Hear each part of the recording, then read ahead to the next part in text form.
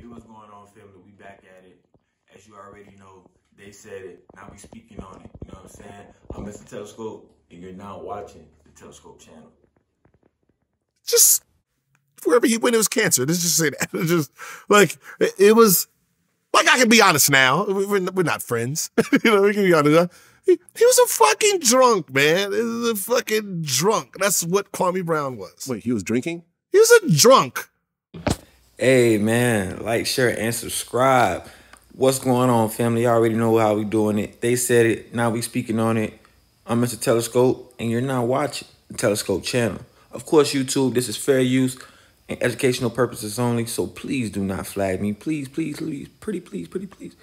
Now, if you haven't had a chance to watch the Vlad interview with Gilbert Arenas, the second one, go and watch that. It's a must-see.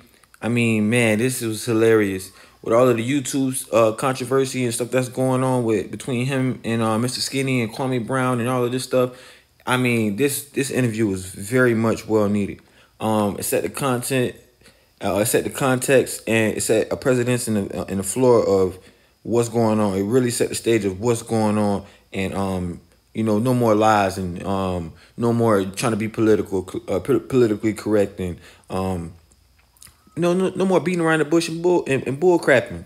Now, by us seeing Gilbert say this, man, on a vladTv interview, yo, I mean, like, salute to Gilbert Arenas, man. Y'all go check out No Chill Gil. Go follow him on Instagram. I mean, y'all let him do his thing, but like, you know, like I always say, man, I mean, excuse my French or excuse my speech, but yeah, man, Gilbert was just popping his shit. Like, I'm that nigga. I got that bag, my bag longer than yours, and you were supposed to make way more money than me. But before we even get all the way into that, y'all check out the rest of this clip, man. Fair use purposes only. I'm Mr. Telescope, and you're now watching the Telescope channel. Had a bad game, drunk. Had a good game, drunk. Was bored, drunk. Like it's how he coped with life. I mean, some people could pull that off. I mean, Dennis Rodman was a drunk, but No, Dennis Rodman was a partier. Different. He did drink a lot. I mean, he would show up to games hungover and stuff like that. Hungover from partying. You know, he parties all night and play. Yes, just drinking because, you know, as soon as I leave practice, I'm drunk and I'm going to be drunk all day. I wake up by drunk. When he spazzed on everybody, drunk. Please leave your message for 770.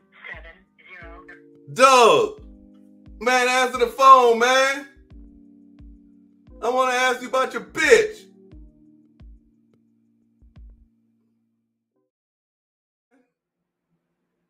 We ain't no chat. Over there got a nigga brainwashed. I don't even know at this point what these niggas still hit the button and go over there for to watch. It's like they think that they hitting the button to go over there and they're going to see a brand new Kwame Brown. They're not. It's going to be the same old boring show. He's not going to interact with people. Only thing he's going to do is drop a link and then ask people to talk about me.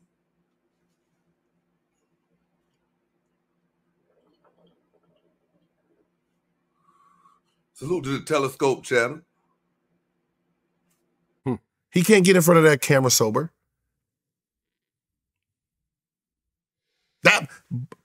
But I had to, you know, like during this fight, I had to ask players and, you know, coaches and like, yo, was Kwame Brown that bad? Because everybody I've talked to, like, yo, I remember I was talking to someone the other day, 2 days ago, and we were talking about like just alcoholics. And I was like, man, your old teammate was alcoholic. Man. It's getting tough out here. Y'all already know. They said it. Now we speaking on it. Once again, it's the Telescope channel. But we talking about what Vlad. I'm playing a little Vlad right quick. Hopefully I don't get struck down. I know you play Vlad. 9 times out of 10, you probably gonna get it struck down or whatever. It's all good. I'm not trying to monetize it anyway, so I, you know, eventually take it down. But for as of right now, for educational purposes and fair use and the copyright law, I am going to use this. I just think that, man, and salute to the people that's going through substance abuse. If you're struggling with alcohol addiction, like AA or anything like that, if you're struggling with substance abuse, whether it may be heroin, cocaine, hard cocaine, whatever, like, so, like, whatever you're struggling with, yo, like, it's possible for you to get off of it. You just got to believe that you can do it. And I mean, everybody going through something, so don't take what people say, you know what I'm saying, to heart, because it's something that they're burying down deep down inside. But I find nothing wrong with having a drink every now and then.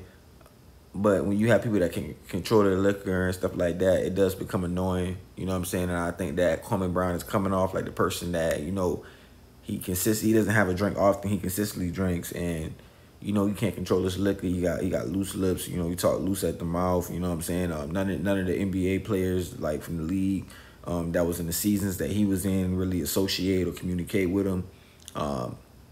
Seems like a lot of animosity towards the league, the coaches, Michael Jordan, the players. You know what I'm saying? That really, you know, they was getting a check just like you. Seems like just a lot of bitterness and stuff like that. And I think that when you are drinking and you're emotional, especially when you're a man and you're emotional and you're drinking and you know, you recovering your past and trying to recant on your past, I think that it brings out some demons that shouldn't be brought out, or, you know, especially when you under the heat of those spirits, and you sipping on those good spirits. They call spirits for a reason, you know. You sipping on those good spirits and they take control, and you know, you let your emotions take the best of you, and you might say something loose at the lips. You might, you know, do something physical, grab a gun, anything, you know. So this is why you gotta have self-control. You know, maybe I might have 1 or 2 drinks. I won't have 3. You know, maybe I won't have no alcohol. I have a little wine, and you know, like, sometimes you just gotta, like, you know, you gotta know self. That's where it starts at. Honestly, first of all, it starts there, knowing self. So for the people that are struggling with alcohol addiction, substance abuse, mental health, depression, anything, just start focusing on self. Start going to a quiet place where you can just get time out of your day to think alone. You don't got to be around people 24/7. Just, you know, should at least take at least 20 minutes for just yourself. Everybody deserves 20 minutes just for themselves. And I ain't talking about, you know, being in the bathroom, pooping, and, you know, in the shower or anything like that, or taking a smoke break, or, you know, anything like that. 20 minutes for yourself just to think, jot down some thoughts, you know, some future goals and accomplishments, things that you want to do in life. And I think that does the mind good, that does the body good, that does the life good. That's a life hack for me. I normally use that. I think a lot of people should use it, and as you start to continue to use it, the time that you spend with self will level up. It'll, you know, it'll accumulate. You start to spend more time with self and thinking in your head a lot more, and you know, evolving. That's what it's about, evolving. And you know, self-preservation is the best thing. So if you preserving self by not being around people a lot and building your mind, you know, you know what I'm saying, you're gonna be great, man. You know what I'm saying? There's no way that you can fail if you're doing these things. I think that people just want to be around people. People want to mingle. You know what I'm saying? We just not coming off of the pandemic, like, what, less than 2 years ago, a year now, and I think people just want to mingle and be around, you know, other human beings, and, you know, trick off and all this other stuff. And this is why you have situations like the brother Trouble. We're gonna do a topic on that. But this is why you have situations like that, simp dudes, because you've been in the house with this woman for 3 years. You've been staying with her for 3 years. 2 years, we was in the pandemic. You know what I'm saying? So that don't really mean nothing. She was locked in the crib with you. Now these people getting out and getting back into reality, and they meeting people and mingling and stuff like that. And, you know, the world is happening now. You know, you seeing death. You seeing people getting struck down. That sword is being, you know what I'm saying, pushed. It's a lot of things that we got to pay attention to and be mindful, and don't forget. It's a lot of things that we going to cover on this channel. But like I said before, this was a good interview. You guys go check it out, man. It's on vladTv. Gilbert Arenas interview, his second interview with Vlad. And just to say, man, salute to Gil, man. Like, Gil, you still on this shit on. Vlad actually said in